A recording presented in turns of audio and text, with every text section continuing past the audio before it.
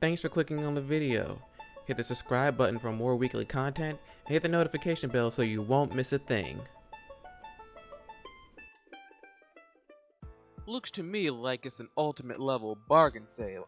What's good, peeps? What's poppin'? How are you doing? And welcome to a brand new What If video. Once again, we're resuming another What If series that's been put on pause for a while now. I'm not going to get into much detail as to why the series is back, since I already covered that in the video that went up this past Monday. If you want to find out why, you're more than welcome to check it out. After watching this video, of course. I would also recommend recapping yourselves on parts 1 through 4, since it's been a while, for me at least. But before we begin, I want you all to know that this is take 2 of this script for today.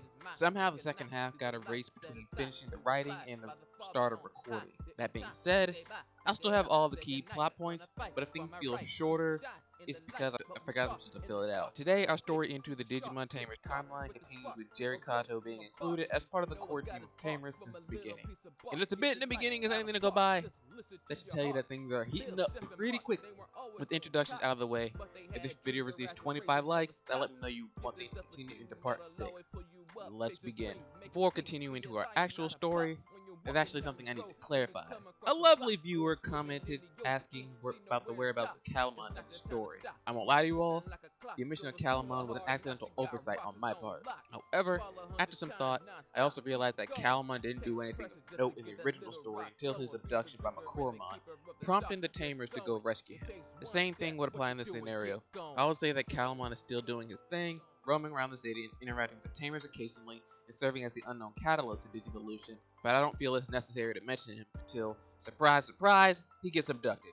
As for what's going on with our young heroes, at the end of the previous part, both Takato and Jeri had their partners Matrix Digivolve into Warp Grammon and Grappleomon by tapping into their innermost desires. These new additions made quick work of the Tiger Deva Mahiramon. While both stoked that their partners were able to reach a new level of strength, there's an equally ominous feeling of dread that this is merely just the beginning. After this encounter, the events of the story unfold as they normally would, up until the point when Gargomon and Cubimon can Matrix Digivolve to Rapidmon and Talmon respectively. Things change once the focus is shifted back to Itmon. Before the whole ordeal with Sindoramon, during Takato, Henry, and Jeri's school trip, Itmon teases the Digimon partners for playing around like pets, just as he did before. Jeri is the one to stop by to invite the little guy to play with the others, but not before saying something along the lines of, "You're not very honest with your feelings, are you? If you want to play, just say so." followed by splashing him with water. As you would expect, he didn't take that sitting down and briefly joined their activities before Sindoramon interrupted them. Fast forward to where we are now, the entire crew minus Kazu and Kenta are discussing how to confront the Devas. Takato wants to fight them, Rika isn't thrilled with being forced to fight them, and both Henry and Jeri are against it. They each go their separate ways for the day to think some more, and Jeri and Electmon witness Itmon spying on Guillemon, Takato, and his friends playing. "I'm sure they let you join them," She said, scaring the little imp out of his skin. "Don't do that! And why would I want to play with those goody goods anyway?" "You tell me." I don't wanna! She just laughed to herself. "Well, me and Lightfoot are going to get ice cream. You're more than welcome to join us." After saying that, the two began walking away towards the center of the park. Itmon squinted at the two, not sure what her angle was, but after a second or two, followed close behind. Several minutes passed and Jeri, Electmon, nor Itmon said a word to each other. They just enjoyed their ice cream, though Itmon seemed uneasy about the entire thing. Finally, the young tamer broke the silence. "Itmon, you remind me a little of myself." The little devil Digimon nearly choked upon hearing that. "You can't be serious, right? If you couldn't tell. You're good, and I'm the baddest Digimon ever." "I don't know. Huh? You're not being honest with yourself again. I don't think you really want to be bad. You just want to be accepted."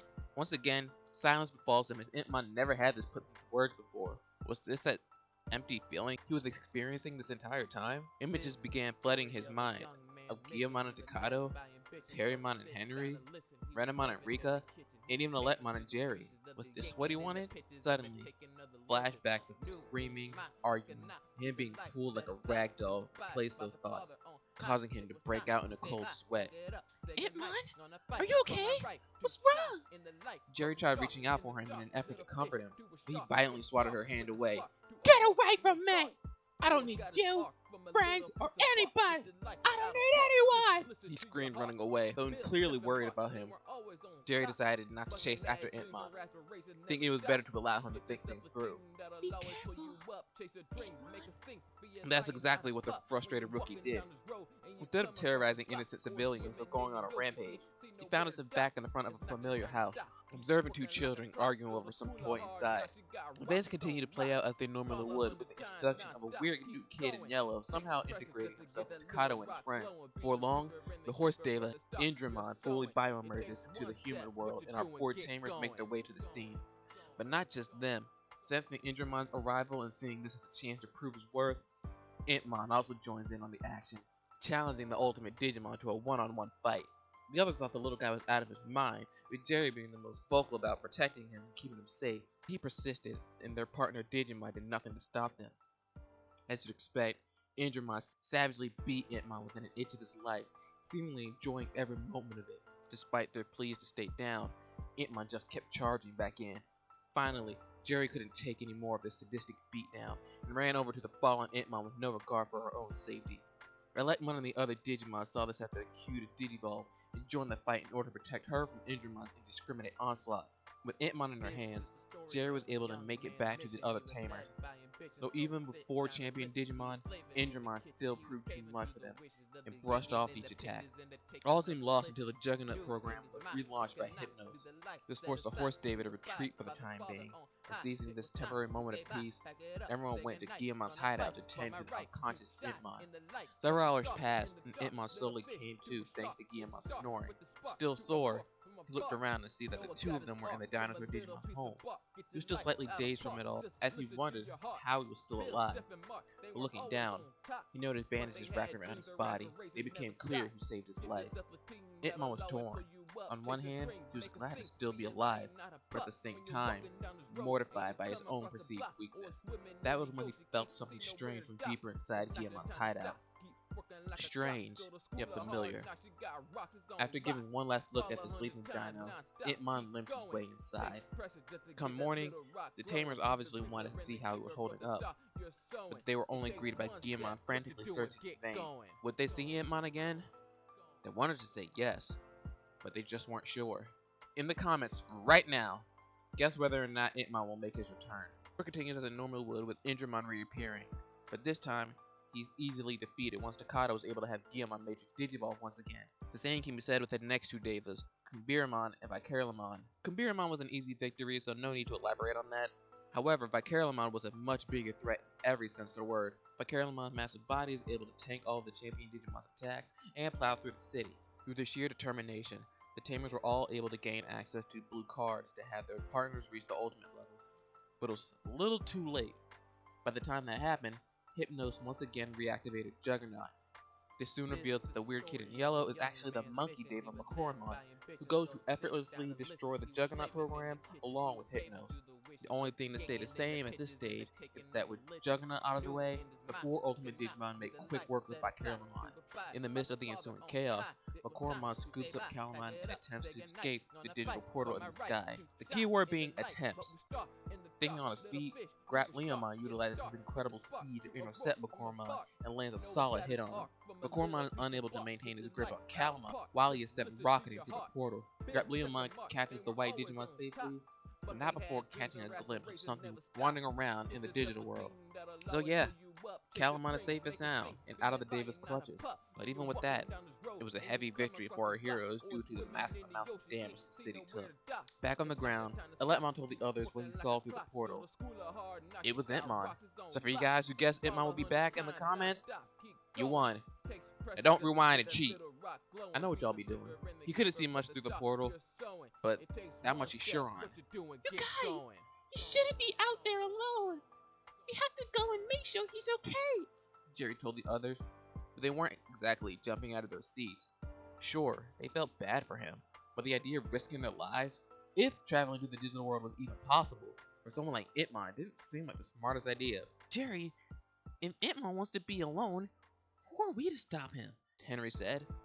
But he doesn't want to be alone. All Itmon wants is for someone to accept him. She's right, Renamon chimed in. I've watched Itmon from afar to observe his behavior. He might not admit it, but he's lonely, not evil. Upon hearing her partner, Rika nodded and opted to side with Jeri. The boys weren't exactly sure, but they trusted their friends. Thus, the next chapter of our hero's journey has begun. But for now, we'll end this part here. Got a lot to take away from this part.